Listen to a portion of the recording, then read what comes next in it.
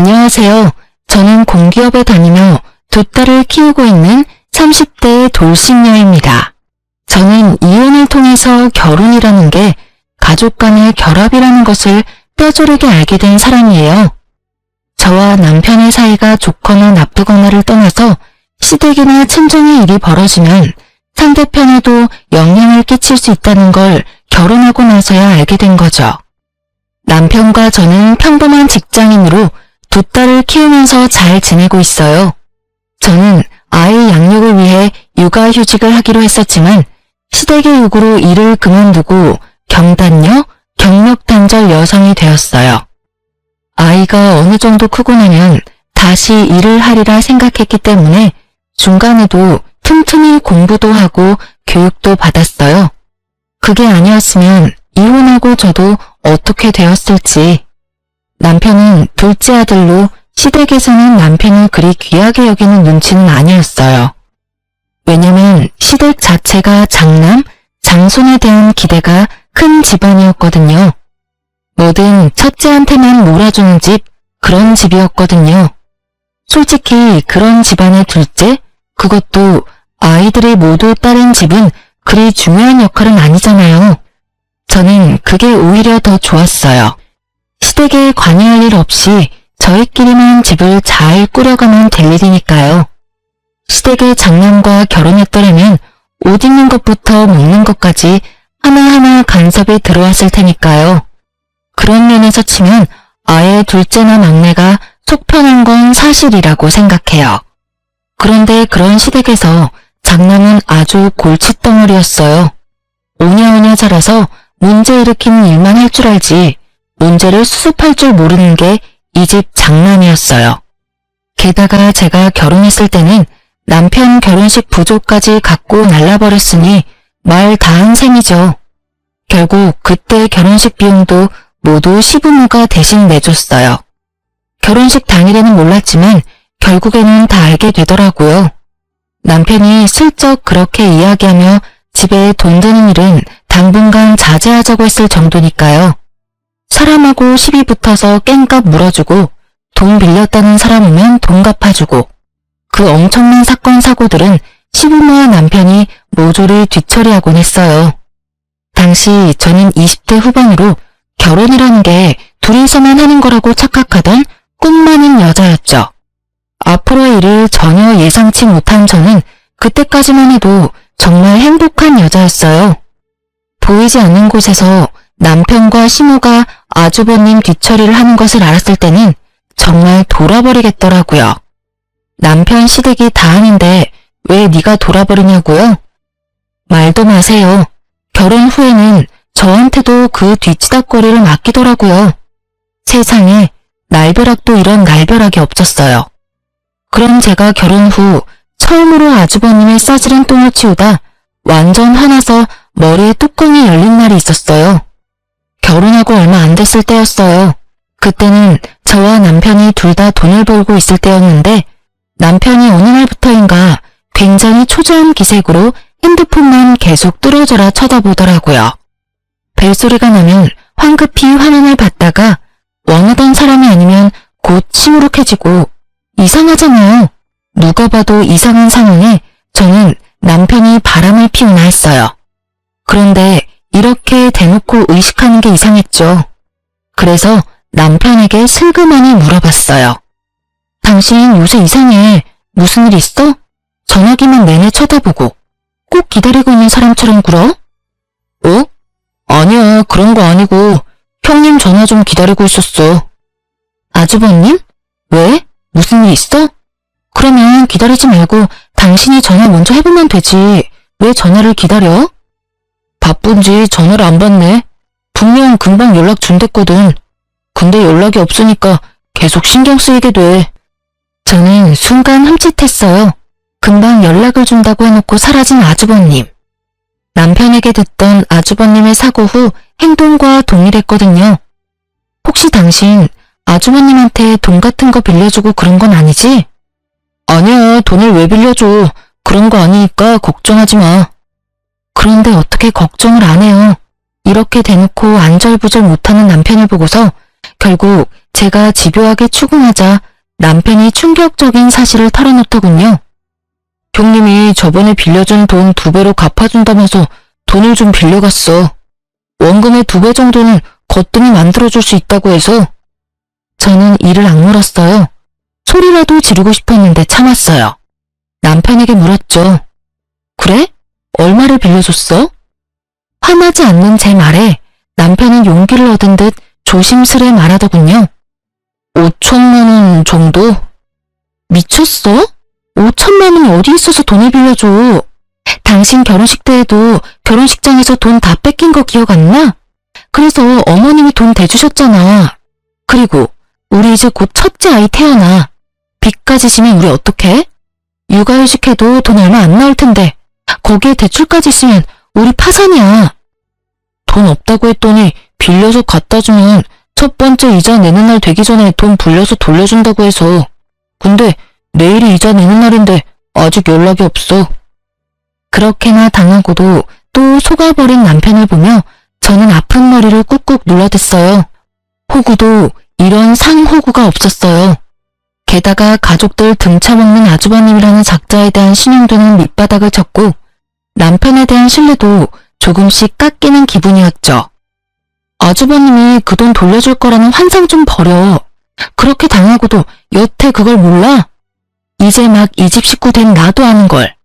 우리 선에서는 그거 어떻게 못해. 완전 폭탄이잖아. 나 지금 만삭이고 애 낳으면 일 그만두기로 이미 이야기 다 됐어. 내 후임까지 구한 상태에서 번복은 못한다고. 오늘까지만 기다려보자. 형님이 전화할 수도 있고. 벌써 오후 6시가 넘었어. 연락하면 애초에 했어야지. 당신은 그렇게 당하고도 아직 믿어? 우리 선에서 해결 안 하면 부모님한테라도 말해야지. 제발 정신 좀 차려. 당신 가족이 형님뿐이야? 나랑 내 뱃속에 있는 당신 아이는 안 보여? 당신이 진짜 생각이 있으면 이러면 안 되지. 나한테 상의도 없이 대출까지 받아서 돈 빌려주고 도대체 어떻게 살자고. 제 말에 남편도 별말 안 터군요. 본인이 잘못한 걸 아니까 할 말이 없는 거죠. 입국 다물고 있는 모양새를 보니 속이 터질 것만 같아서 저는 신우에게 전화를 걸었어요.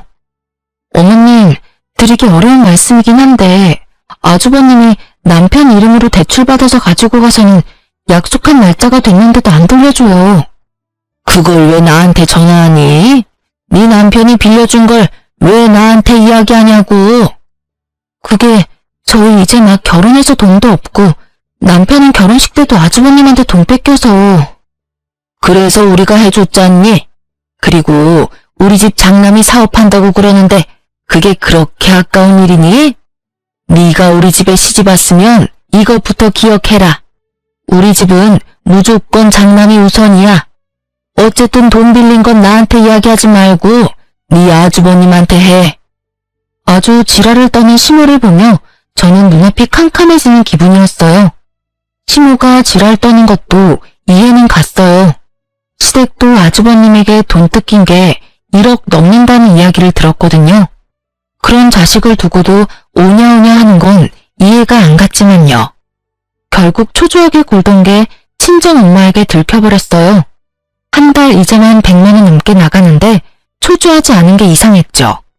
엄마가 제 이야기를 듣더니 돈을 좀 모아놓은 게 있는데 도와줄까 하더라고요. 금액은 딱 5천만 원이었어요. 저는 너무 기뻤지만 한편으로는 이게 무마가 되면 또 친정 믿고 남편이 돈을 빌려주지 않을까 하는 아주 합리적인 의심이 들었죠. 일단은 그 돈 빌려서 남편에게 말했어요. 일단 이 돈으로 대출 갚아. 이건 무슨 돈인데? 눈이 휘둥그레진 남편의 모습에 저는 한숨을 푹 쉬며 답했어요. 우리 엄마가 도와주신 거야. 이거 받고 대출금 갚아. 아니면 진짜 우리 힘들어. 둘 다 월급 고만고만한데 아파트 대출금에 그것까지 끼면 감당 안 되는 거 알지? 필요 없어. 내가 갚으면 돼. 왜 내가 이런 도움 받아야 하는데? 이런 도움 함부로 받아오지 마. 처가에서 나를 어떤 사람으로 보겠어? 완전 불쌍한 사람 취급 장난 아니네. 그래서 자선 사업하듯 돈 던져주면 막 대단한 사람 된 것 같고 그래? 야, 말 똑바로 해. 네가 그딴 미친 짓 안 저질렀으면 이런 일도 없었을 거 아니야. 다 네가 만든 건데 도와준 사람한테 뭐? 아직도 너 혼자 사는 기분인 것 같은데 말해줄게. 너 결혼했고 나랑 같이 사는 거야. 당신이 버는 돈, 내가 버는 돈 모두 같이 생각해야 한다고. 근데 네가 먼저 5천만 원이나 빌려서 아주버님 줘버렸잖아, 상의도 없이. 네가 잘못했다는 생각 자체가 없나 본데 지금 여기서는 네가 100번 잘못한 거거든? 제 말에 남편은 답을 안 하더라고요. 꼴에 자존심은 있어서. 그 꼴을 만든 게 누군데 지금 어디서 화풀이냐고요. 그런데 그때 딱 좋은 생각이 났어요. 엄마는 제게 저 알아서 쓰라고 그 돈을 주셨지만 그거 다 갚고 나서도 아주버님이 돈을 안 줄 가능성이 높잖아요. 그래서 남편에게 말했어요. 돈 좀 받는 거 싫으면 무이자로 빌려주는 방법도 있어. 엄마한테 이야기해서 차용 좀 써.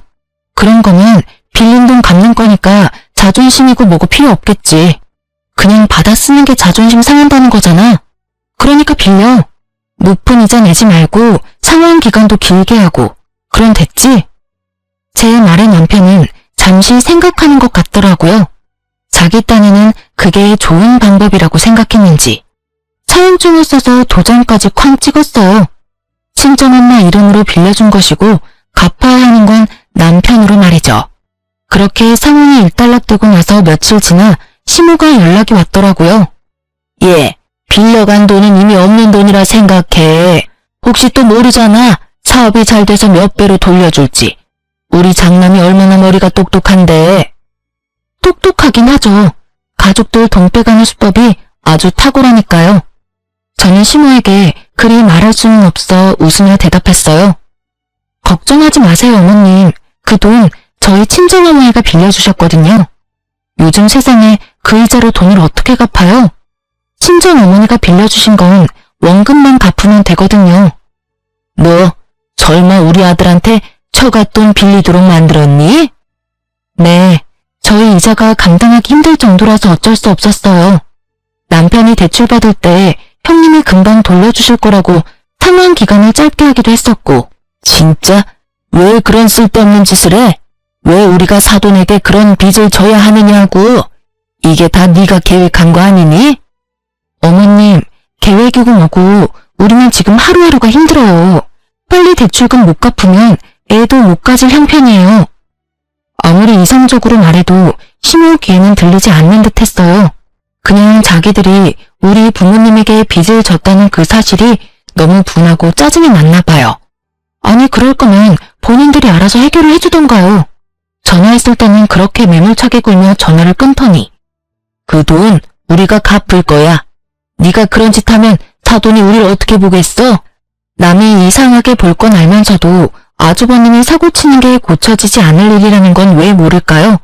그 말하고 시모는 있는 돈 없는 돈 다 끌어모아 결국은 2천만 원을 모아서 주더군요. 그 돈은 남편이 받아서 저희 친정어머니에게 돌려줬고요. 어머니는 그 돈 받고 엄청 떨떠름한 표정이었어요. 예, 너희 금방 이렇게 갚을 거면 내가 괜한 참견한 거 아니니? 아니야, 우리가 급한 불 꺼줬다고 시어머니가 돈 마련해서 조금이라도 갚으려고 하는 거야. 받아서 다시 모아도 언젠가 쓸 일 있겠지. 그 일이 있고 나서부터는 남편도 시모도 저에게는 돈 이야기는 일절하지 않더라고요. 아주버님이 도망가서 집안에 문제 생길 일도 없었지만 간혹 아주버님과 돈 문제로 얽힌 사람들이 집에 찾아오면 저한테 뒤치다꺼리를 맡기지는 않았어요. 또 그런 일 당하기는 싫었을 테니까요. 어쨌든 그 뒤로 저는 좀 편안해졌죠. 그리고 그날 이후로 저희는 경제권을 나눴어요. 합치는 건 무리라고 생각했거든요. 나중에 덤탱이 쓰는 건 질색이니까요. 평온한 날들이 계속되자 둘째가 생겼고 저는 경단녀로 지내며 공부를 하고 있었죠. 전 직장으로 다시 돌아갈 수는 없으니 다른 곳을 노리기 위해서 공부를 했어요. 그간 남편이 우리 집에 갚은 돈은 얼마 되지 않았죠. 장모에게 빌린 돈이 달콤하긴 했는지 갚을 생각이 전혀 없더라고요. 그러면서 그딴 싸구려 자존심은 왜 세웠는지. 하지만 3년 만에 도망갔던 아주버님이 집에 돌아왔어요. 그래서 저는 이번에야말로 아주버님에게 돈을 받을 생각이었어요. 그런데 아주버님 손에는 작은 갓난쟁이 하나가 있더라고요. 아주버님은 사고 친 것만큼 이혼 경력도 화려했거든요.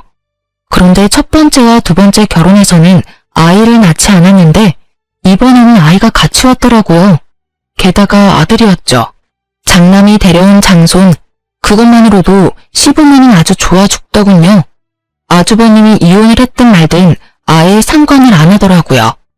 시부모님이 불려서 간 그날 시댁은 아주 잔칫날처럼 푸짐하더라고요. 그런 와중에 저는 아주버님에게 인사를 하고 말했어요.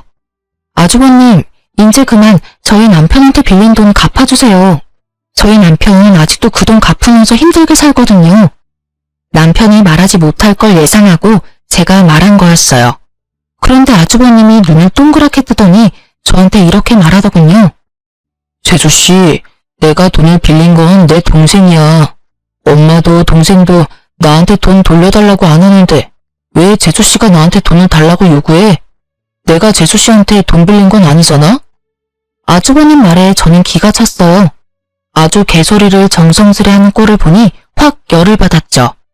윗사람이든 뭐든 그래도 할 말은 해야겠더라고요. 네, 그 돈 남편이 빌려드렸죠. 근데 그 돈 저희 친정어머님이 남편한테 빌려줬거든요. 그러니까 갚으셔야죠. 솔직히 결혼 전후는 어떠셨는지 모르겠는데 결혼했으니 저도 남편이 하는 일에 충분히 간섭할 수 있거든요. 그게 가게를 위협하는 일이면 저도 그럴 수밖에 없고요. 제 말을 듣던 아주버님은 인상 좋은 얼굴로 웃더니 제가 아닌 남편에게 말하더라고요. 너 좋은 와이프 얻었네. 남편 일에 화낼 줄도 아는 와이프. 좋지. 돈 이번 주까지 마련해 줄게. 걱정하지 마. 이렇게까지 걱정하는 재수씨가 있는데 내가 어떻게 못 본 척하냐? 그렇지? 그러더라고요. 그 말에 남편 얼굴은 강만이 활짝 피었고요.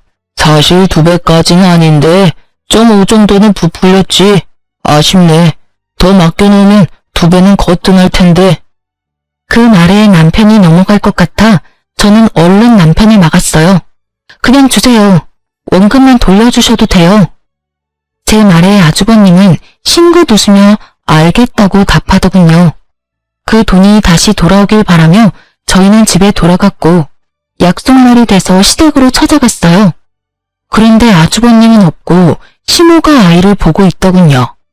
육아의 고됨이 우러나는 시모의 모습에 저는 아주버님부터 찾았어요. 그런데 안 계시더라고요. 혹시 돈이라도 뽑으러 갔나 싶었는데 갑자기 시모가 제게 아이를 안겨주더군요. 잠깐 맡기려는 건 줄 알았는데 시모가 경악스러운 말을 꺼내더군요. 우리 손자, 네가 좀 맡아보거라. 저는 너무 놀라서 말이 안 나오더라고요. 지금 딸을 둘이나 키우는 저한테 애를 맡길 줄은 상상도 못했으니까요. 뭘 그렇게 놀라? 네가 이 집 며느리로 들어왔으면 할 일은 해야지. 맏며느리가 없어 어쩔 수 없이 네가 맡게 됐으니 영광으로 알고 잘 키워. 우리 집 대를 이을 아이다. 뭐라고 말해야 하는데 입이 바짝바짝 마르더라고요. 그래서 어쩔 수 없이 급한 대로 남편을 쳐다보며 도움을 구하려 했어요. 그런데 남편은 시모 말에도 별 반응이 없었어요. 결국 저는 갈라지는 목소리로 시모에게 물었어요. 애기가 아주버님 아이인데 제가 왜 키워야 해요? 아들은 어제 나갔어. 애 엄마가 애 주는 조건으로 돈 달라고 했단다. 그래서 1,000만 원 들려서 보냈어. 이혼했으니 그냥 애를 가져올 수도 없는 노릇 아니냐? 아주버님은 또 돈을 두고 날라버린 거였어요. 저는 눈을 질끈 감았어요. 이 사람들은 어쩌자고 매번 당하는 건지. 이 정도쯤 되니 그냥 당하는 걸 즐기는 거 아닌가 싶은 정도였죠. 그럼에도 덤덤한 저 표정, 이 집구석에서 답답한 건 저뿐이더라고요. 그리고 아이에게 죄가 없다는 건 제가 잘 알아요. 2딸을 키우고 있는 저니까요. 그런데 그렇다고 제가 그 아이를 맡아 키워야 할 이유가 대체 어딨냐고요. 어머님, 저는 그 애 못 키워요. 아주버님이 키우면서 잠깐씩 봐주는 거면 또 몰라도 이렇게 제 애처럼 키우면 우리 애들은요? 딸 애들은 쓸모없지 않니? 결혼하면 출가 외인에 어차피 남의 집 호적에 들어갈 텐데 뭐하러 정성 들여 키워? 그런 애들보다는 장손이 더 중요하지. 대를 이을 아이야. 너처럼 안일하게 생각하며 키우는 건 말도 안 돼. 뭐든 좋은 걸로 해먹이고 해입히고 그래야 하는 법이야. 어머님, 저도 제 자식들 키우느라 힘들어요. 어떻게 남의 자식을 저한테 그렇게 당연하게 떠넘기세요? 제가 10살이면 버티려면 버티겠는데 애를 하나 더 키우라는 건 못하겠어요. 지금 이게 말이 되는 일이에요? 저더러 아주버님이 아이를 키우라니. 어찌 되든 아주버님이 데려왔으면 아주버님이 책임을 지셔야죠. 너 무슨 말을 그렇게 못듣게 해? 싫으면 우리 집 며느리 안 하면 그만이야. 내가 떠넘기는 걸로 보여? 장손을 키우는 게 떠넘겨서 될 일로 보이니? 그리고 우리 장남이 뭐가 어때서? 그깟 돈 몇 푼 때문에 우리 아들을 그렇게 못살게 굴고 사업 자금이라잖니. 그냥 두면 될 걸 왜 들쑤시고 난리야? 아이고, 돈 빌려줬다고 유세하는 거냐? 어? 그래서 우리 아들한테 빚쟁이처럼 돈 내놓으라고 난리를 쳤어? 집에 오랜만에 온 애 여독을 못 풀게 하고 쫓아보내듯이 한 게 누군데? 그러면 아주버님이 잘했다는 말이에요? 아니, 어느 집구석이 매번 돈만 가져가서 도망치는 자식을 가만히 내버려둬요. 우리 집 같으면 두드려 패서라도 인간 만들 거예요. 적어도 다른 사람한테 피해는 주면 안 되죠. 그건 어머님도 마찬가지고요. 매번 장남. 어머니한테 장남이 중요하듯이 저한테는 제 아이들이 더 중요해요. 그러니까 저한테 그 아이 맡길 생각 조금도 하지 마세요. 저는 맡을 생각도 없고 맡을 이유도 없어요. 여보, 그만 좀 해. 애 하나 봐주는 거 가지고 왜 이 난리야?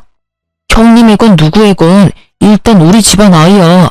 당신이 봐줄 이유는 충분하고도 넘쳐. 솔직히 애들 키우는 김에 하나 더 키운다고 생각하면 그렇게 어려운 일도 없잖아. 네 눈에는 육아가 그렇게 쉬워 보였어? 하긴 밤낮 안 가리고 애 울 때도 손가락 까딱 안턴 당신이 뭘 알겠어? 난 돌아서면 밥 줄 생각에 놀아줄 생각에 넘치는 빨래 걱정, 집안일 걱정이 태산이야. 당신이 이 중에 하나라도 관심 있어 본 게 있어?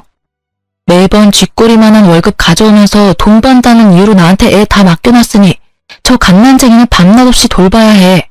그러면 네가 볼래? 네가 애 분유 먹이고 기저귀 갈고 다 할래? 당신이 할 것 같으면 나도 거절 안 할게. 근데 당신 안 할 거잖아. 아니, 못 할 거잖아. 어차피 일한다는 핑계로 아침 8시부터 저녁 8시까지 집에는 오지도 못하는 주제에 네가 애 보냐? 내가 애 보지. 그러면 나한테 최소한 어떻게 할지 물어라도 봐야지. 당신은 항상 그래. 바뀐 게 단 하나도 없어. 아주버님한테 돈 뜯길 때도 나한테 아무 말 없이 그 큰 돈 턱턱 빌려주더니 이번에도 나한테 말도 없이 애 맡기려고 하는 그 생각이 완전히 글러먹었다고. 남편에게 지금껏 쌓아온 모든 걸 내뱉고 났더니 속이 후련하더라고요. 제 폭주를 지켜보던 시모는 눈을 크게 뜨고 놀란 눈치였고 남편도 당황한 기색이 역력했죠. 저는 내친 김에 질러버렸어요. 나 이런 식으로는 절대 같이 못 살아. 당신은 나한테 실망만을 안겨줬고 나는 이제 더 이상 당신이 친 사고 아주버님이 친 사고 감당하지 못해. 가족이라서 당연히 감당해야 할 일들이라면 차라리 가족 안 하는 게 낫겠어. 그냥 우리 헤어지자. 야, 너 생각나는 대로 말하지 마. 생각을 하라고. 헤어진다고 해서 네가 잘 살 것 같아? 너 지금 아무것도 없는 여자야. 직장도 없고 돈도 없고 아무것도 없어. 그리고 위자료도 못 가져가겠지. 나는 그렇게 잘못한 일이 없으니까. 잘못한 게 왜 없어? 당신이 나 몰래 그 큰 돈 빌려준 게 이미 잘못한 거야. 그리고 어머님이 나한테 그 아이 맡으라고 한 것도 잘못한 거고. 내 걱정하지 말고 당신 걱정이나 해. 나는 이혼하면 당장 차용증으로 당신이 우리 엄마한테 빌린 돈부터 받아낼 거니까. 확 소리치고 밖으로 나왔는데 바람이 너무 시원하더라고요. 그 한겨울에 고래고래 고함 지르느라 온몸이 땀으로 흠뻑 젖었더라고요. 저는 집으로 돌아와 짐을 쌌어요. 그리고 애 둘을 데리고 그 집에서 나왔어요. 저녁에 애를 데리고 올까봐 겁났거든요. 그러면 또 얼떨결에 애를 맡게 될지도 모르니까요. 그렇게 집에서 나오고 저는 남편에게 우편으로 이혼 서류를 보냈어요. 그날 저녁에 남편에게서 연락이 왔어요. 나는 절대 이혼 안 해줄 거야. 당신이 뭔데 나한테 이혼하지 말자는 건데? 이혼하더라도 내가 원해서 해야지. 이런 거 나는 허락 못해. 그러니까 당장 집으로 돌아와. 지금 오면 당신이 어머니하고 나한테 한 그 일들 눈 감고 넘어가 줄 수 있어. 지금 안 오면 안 봐줄 거야? 당신이 뭘 봐줘? 나는 돌아갈 생각 전혀 없어. 이혼 안 하고 싶다고, 안 할 수 있다고 생각하나 본데, 그러면 난 이혼 소송할 거니까 그렇게 알아. 이혼한다고 당신이 뭘 어떻게 할 건데? 일 안 하면 애들 못 데리고 가는 거 알지?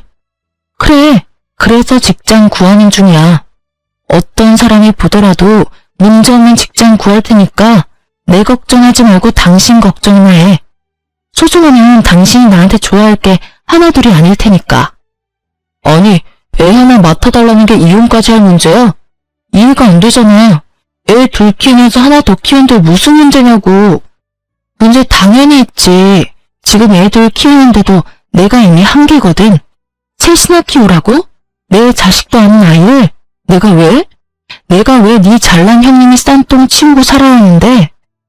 만약에 아주버님이 잘못되어서 애 봐줄 사람이 없다면 내가 돌볼 수도 있었겠지.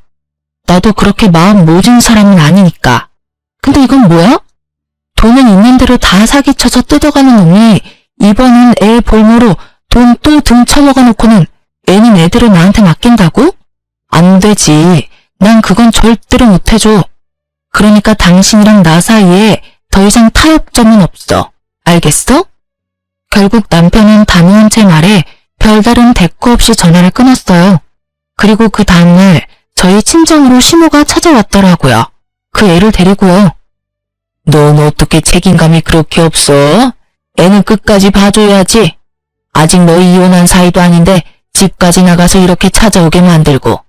사돈댁이 우리를 어떻게 보겠어? 참 웃기지도 않을 걱정을 하시더라고요. 이미 우리 부모님 내에서 저희 시댁은 평판은 제로인데 말이죠. 시모는 그렇게 말하며 애를 또 저한테 넘기려 하더군요. 미쳤어요? 저희 이혼 사유가 그 애 때문인데 왜 제가 그 애를 맡아요? 데리고 가시고요.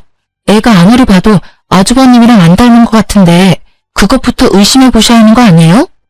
이혼하고 얼마 안 돼서 애 낳았다면 몰라도 이미 이혼하고 한참 지났는데 아주버님 애가 아닐 수도 있는 거죠. 제 말에 시모가 흠칫 놀란 얼굴을 하더라고요. 하긴 자기도 장남한테 그만큼 당했으니 이제는 장남의 수법을 알 때도 됐겠죠. 저는 처음부터 의심하던 것을 말했을 뿐이었고 처음으로 그럴 수도 있겠다고 생각한 건 시모였죠. 시모는 제 말에 다른 반박도 없이 황급히 애를 데리고 나가더군요. 저는 이제 더 이상 아무 상관도 하고 싶지 않았어요. 그냥 이대로 저한테서 꺼져줬으면 하는 바람뿐이었죠. 그 모양을 보던 저희 친정어머니는 시모가 나가고 나서는 소금까지 뿌릴 정도였으니까요. 물론 나중에 다 치우긴 했지만요. 친정 부모님은 시모의 그 모습을 보고는 이혼 잘 생각했다고 아예 격려를 해주었죠. 그리고 남편이 이혼 서류를 끌어안고 작성해주지 않고 시간만 끄는 동안 부모님의 육아 도움으로 공기업에 입사할 수 있었어요. 이혼 직전에 직장을 가지게 돼서 너무 좋았어요.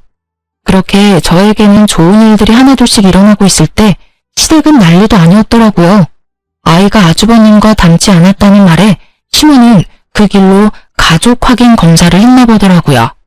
친정 확인을 하려니 아주버님이 안 계셨잖아요.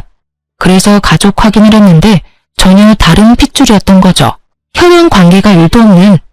결국 띵받은 시모는 돈을 갖고 날라도 찾지 않았던 아주버님을 애가타게 찾으며 다녔다고 하더라고요. 그런데 쉽게 찾을 수 있을 리는 없잖아요. 그러자 아예 대상을 바꿨더라고요. 애를 맡긴 세 번째 맏며느리를 찾아가기로 한 거죠. 그쪽은 생각보다 쉽게 찾았다고 해요. 그런데 거긴 나름대로 문제가 있었더라고요. 시부모가 겨우 맏며느리 찾아서 애 돌려주면서 아들한테서 받아간 1,000만 원을 달라고 했나 보더라고요. 그런데 그 맏며느리가 도리어 열받아서 소리치며 무슨 돈이냐며 이혼 위자료나 내놓으라며 난리를 쳤다더군요. 알고 보니 그 아이는 맏며느리가 지금 만나고 있는 남자와의 사이에서 낳은 아이였는데 아주버님이 그 애 데리고 우리 집 가면 돈을 받을 수 있을 거라며 그 돈 받아서 위자료를 주겠다고 했나봐요. 그렇게 애를 맡겼는데 애도 남자도 돌아오지 않아 애가 탔나 보더라고요. 그렇다고 시댁 가서 애를 데려올 수도 없는 노릇이잖아요. 어차피 돈을 받아갔으니 자기도 한통 속으로 몰릴 것 같고. 그렇게 고민하던 차에 시부모가 직접 왔으니 차라리 잘 됐다 싶은 거죠. 애도 돌려받고 도망간 아주버님 대신에 시부모에게 위자료를 대신 받을 수 있다고 생각했던 것 같아요. 근데 그 세 번째 맏며느리와 그 맏며느리의 무서운 남자친구 때문에 시부모님은 결국 위자료에다가 애까지 납치했다는 이유로 돈을 더 뜯어나갔다더군요. 그 이야기를 전해 듣는데 참 조금 있으면 그 집과 인연을 끊을 수 있다는 게 참 다행이라는 생각이 들더군요. 만약 이혼 진행 중이 아니었으면 저 꼴을 당하며 스트레스까지 받았을 것이고 결국에는 뒤치다거려야 할지도 모르니까요. 그리고 남편도 아주버님이 친 사고 때문에 곤란한 건 마찬가지였어요. 당신 엄마가 빌려준 돈 빨리 갚아줄래? 5천만 원 빌려가서 2천만 원 갚았으니까 3천만 원은 돌려줘야지. 갑자기 진짜 빚쟁이처럼 굴 거야? 당신도 알잖아. 나 돈 없어. 어차피 버는 것도 얼마 안 되는데 그냥 날 팔아서 가지고 가, 응? 그게 더 빠르겠다. 그럴 필요 뭐 있어? 그냥 대출해. 아주버님한테는 대출도 잘해주더니. 왜? 장모한테 빌린 건 대출하기가 싫어? 그런 거 아니야. 대출은 웬만하면 안 하려고 그러는 거지. 그래? 그러면 이거 없던 걸로 하고 당신 살고 있는 우리 신혼집 나한테 줄래? 어차피 그 집 비싸지도 않잖아. 당신이 엄마한테 빌린 돈, 우리 재산 분할금, 위자료 다 합치면 집 금액 정도는 나올 것 같은데 어때? 그럼 난 어디서 살라고? 시댁에 가서 살든 방을 빌려서 살든 나야 상관없는 일이잖아. 당신이 알아서 해야지. 그래서 어떡할래? 그 돈 빨리 갚을래? 아니면 이혼 소송 때 집 가져올까? 결국 시댁에 가는 건 싫었는지 남편은 대출받아서 제게 돈을 갚아줬어요. 저는 그걸 엄마에게 줬는데 엄마는 그거랑 저번에 시모에게 받았던 2천만 원을 같이 주면서 이번에 이혼하고 받게 되는 돈이랑 합쳐서 새 집을 얻으라고 하더라고요. 모자라면 엄마 아버지가 더 지원해 주겠다고요. 친정 부모님께 정말 고마웠어요. 그렇게 이혼이 완료되고 저는 아이들을 둘 다 데려올 수 있었어요. 직장 다니면서 아이는 친정 부모님이 봐주는 생활을 하다 보니 매번 도움을 주는 부모님께 뭐라도 해드리고 싶은 마음이 들었어요. 그래서 아주 비싼 일식 횟집을 예약했어요. 두 분께 드릴 선물까지 모두 산 상태였죠. 그날은 약속 시간 전 제가 너무 일찍 도착했어요. 부모님은 아이들을 픽업해서 같이 오기로 해서 저부터 들어가서 앉아 있기로 했거든요. 그날따라 일에 찌들어서 그런지 옷이며 화장이 그리 잘 받지 않아서 좀 찌들어 보였지만 그래도 잘 보일 사람 없다는 생각에 별 생각 없이 횟집 앞에서 기다리고 있었어요. 예약 시간보다 너무 일찍 와서 들어가기 못했거든요. 그런데 그때 가게 밖으로 누군가 나오더라고요. 바로 전시모였어요.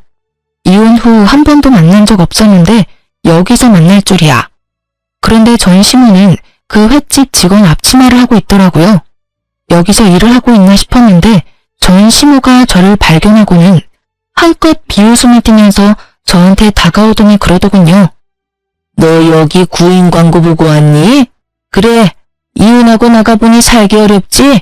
할 줄 아는 거 없는 네가 뭘 하겠어? 이런 데서 설거지라도 해야지. 안 그래?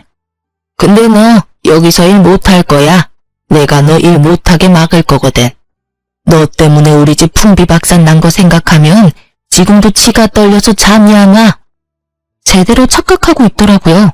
제 몰골이 그러한 탓에 어쩔 수 없는 일이긴 했지만 그래도 이렇게 사람을 노상해서 매도하는 건 예의가 아니죠. 저도 그런 소리 듣고 참을 사람도 아니었고요. 죄송한데 제가 왜 그 집을 난장판 만들었다고 생각하세요? 원래부터 그 집안이 난장판이었는데 저한테 책임 전가하는 거 이제 그만두세요. 이제 저희 남남이에요. 무슨 일이 있든 간에 그쪽 일은 그쪽 일이라고요. 책임 전가가 아니라 실제로 너한테 책임이 있지. 네가 우리 장남을 그렇게 몰아가지만 않았어도 걔가 그런 일을 했을 리가 없다고. 너 때문에 우리 아들이 지금 무슨 꼴을 당하고 있는 줄 아니? 둘째는 위자료에 대출금 갚느라고 빚에 허덕이면서 투잡까지 뛰느라 몸이 완전히 다 상했어. 그 집 하나 살려보려고 그러는데 집에 들어오라고 해도 안 들어온다지.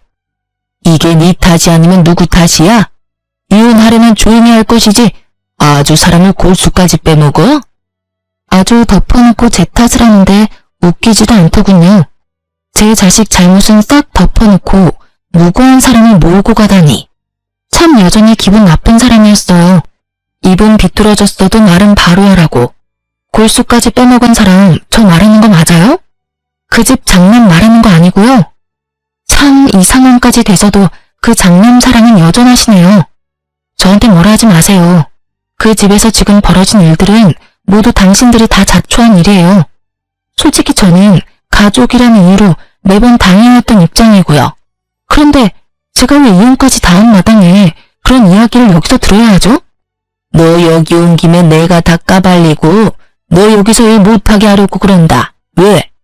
너처럼 배은망덕하고 싹수 없는 년은 어딜 가서도 일 못해.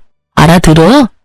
우리 장남은 지금 감옥에서 마음고생하며 힘들게 살고 있는데 네가 마음 편하게 살 수 있을 줄 알아? 난 절대 그렇게 못해줘. 네 인생도 우리 장남처럼 힘들게 만들어줄 거다. 이야기는 들었었어요. 아주버님이 사기죄로 감옥에 들어갔다는 이야기요. 있지도 않은 사업하겠답시고 여기저기 투자금 받아서 나르고 뭐 그런 식으로 사기쳐서 들어간 거더라고요. 딱 자기 인생 그대로 살다가 결국에는 진짜 감옥에 간 거죠. 그러게 처음부터 그런 버릇 성격을 고쳐줬어야 이런 꼴을 보지 않았을 텐데 장남을 그렇게 키운 건 다른 누구도 아닌 시부모였잖아요. 그런데 그 사람들이 남 탓하면서 그걸 하소연할 필요가 있어요? 고칠 기회가 그렇게 많았는데도 그렇게 하지 않은 사람들이 그 말이 끝나기가 무섭게 저희 부모님과 아이들이 제게 다가오더라고요. 멀리서 제가 누군가와 싸우고 있어서 놀라서 불이 나게 뛰어왔나 보더라고요. 애들이 놀랄까봐 아버지와 딸들은 먼저 가게 안으로 들여보내기로 했어요. 아버지, 애들 데리고 들어가요. 내 이름 대고 예약했다고 하면 알아서 안내해 줄 거예요. 저의 그 말에 시모 눈이 땡그랗게 커지더라고요. 그렇겠죠. 구인 광고 보고 왔다고 생각했을 테니까요. 제가 예약을 했다니 놀란 모양이었어요. 억울하고 열받는 거 알겠는데요. 그거 전부 다 가족들이 그렇게 만든 거 알고 계시죠?